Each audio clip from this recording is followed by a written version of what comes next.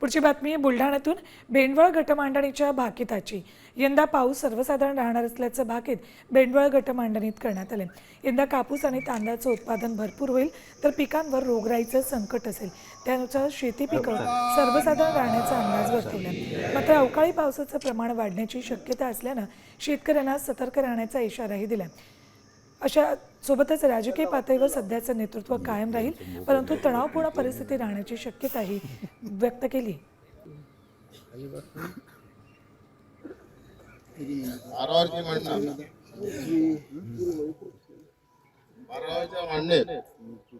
माल असते अशा प्रकारचा सर्व त्याला 9 खण असतात, त्याच्यात माल काढलेला असते, भरलेला असते। तर तो माल जो आहे उभेकडे 2 खणावरच माल म्हणजे माती पडलेली आहे, त्यामुळे उभेकडील भागात जास्त नासाडी दाखवते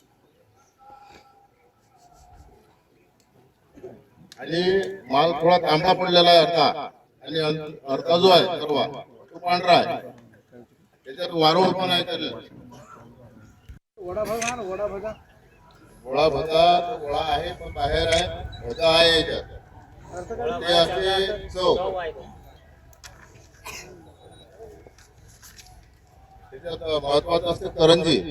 तो करंजी कुठल्या अवस्थेत आहे, सरकारची तिजोरी आहे सर्व देशाचे आर्थिक स्थिती। तर भेंडवळच्या भाकितासंदर्भात अधिक माहिती देतात आमचे प्रतिनिधी संजय जाधव।